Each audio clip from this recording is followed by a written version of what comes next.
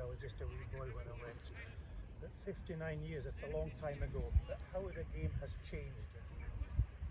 When I went out, there was 30 players, there was a manager and a co-manager. And they had that amount of rugby between the two men that were the managers.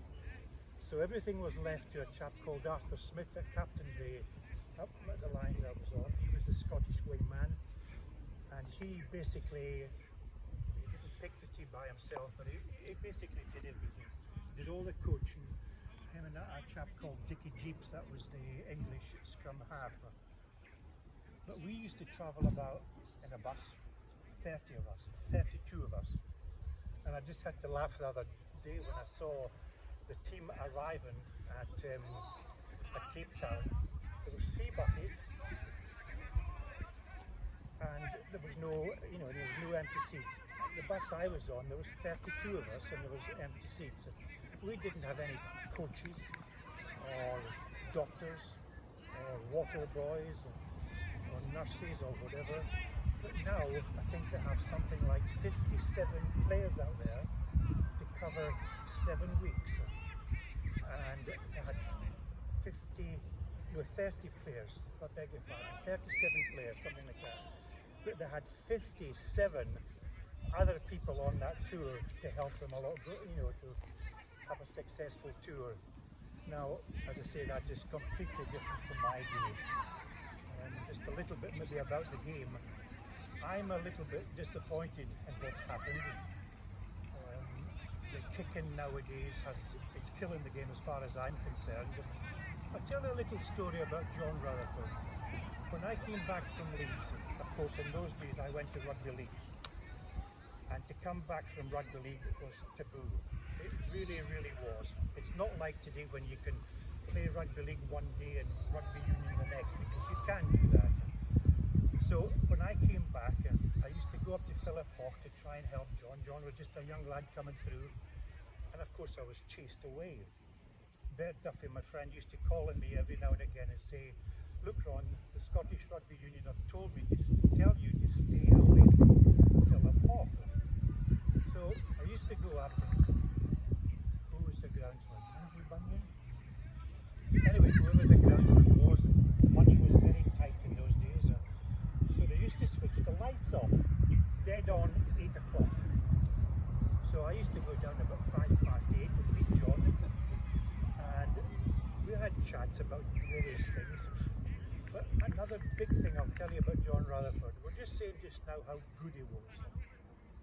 John, with the ball in his hands, was the best I've ever seen. I used to stand in front of him, he would run up to me, he would go either side, and I couldn't touch him at all. And so the games went on, and of course he was the big hero of Selkirk. And then one day John came to me and says, "Look, Ron," he says, "I'm not getting anywhere." So we had a chat, and we decided that John was, as I said, the best I've ever seen with a ball in his hand. He could beat anybody. But he didn't kick, okay? He just wouldn't kick. And the first time I saw him kicking, in the dark at Philiphaugh, he couldn't put the ball to his feet because it was dark. Well, to cut a long story short, John started kicking, and he became the best kicker as a standoff Scotland's ever seen. And well, the rest is just history. You're to blame for the rugby game going towards kicking too much, Ron. So all I'd like to say is, lads, the sky is the limit. If you look after yourselves and train hard and become good players, the sky's the limit for you. It really, really is. Just before I present this trophy here, I'll just show you boys what I've got in here. One day, 2 years ago, John, all of a sudden this arrived to the house. Look at that, how magnificent is that? It's good, isn't it? Yeah. Well, we all got one, and there's numbers on it. I was number 425. What are you, John? 712. 712. Just a youngster, you say, John. I just made that number up. I'm okay, I've got mine in front of me, yes. So that day when this arrived, I mean, it was just everything to me. Okay, I think I'm here tonight to present, what's it called? Captain's Cup. And the captain for coming year is Finlay. Congratulations, Finlay.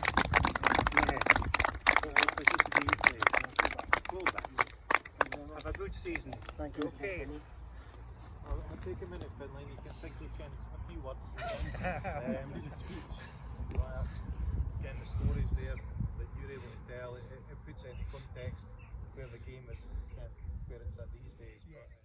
And I remember coming across the bridge, just like you boys, going out there, and I was a young boy, and I was terrified because it was, I think it was up to 19-year-old at that age.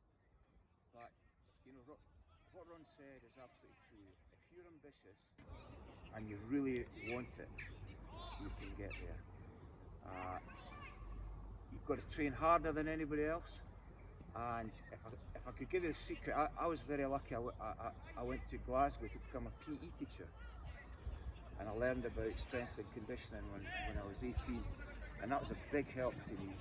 You know, doing weights and getting stronger, and if I could say to you boys, you know, if there's one thing you can do, and anybody can do it, you know, from the wee guy to the big guy, get stuck into your strength and conditioning, because it makes a huge difference to your game. And if you can slip an extra night in to do that, it'll make a massive difference. And what Ron said about me, the work he did with me, was incredibly valuable. And for me to have a role model and somebody I could look up to, and what I'd say to you boys is, never be afraid of asking for help. You know, if you feel you're short of a skill or something's going wrong, there's always somebody there that can help you. You know, I'd happily come down and work with any of you. I'm sure Ron would. And so never be afraid to ask for help. And you must be jumping at the bit for a game of rugby.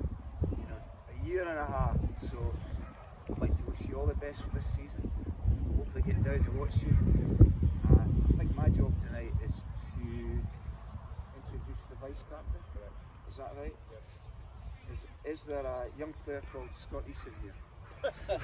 Yes, sir. Monroe Job.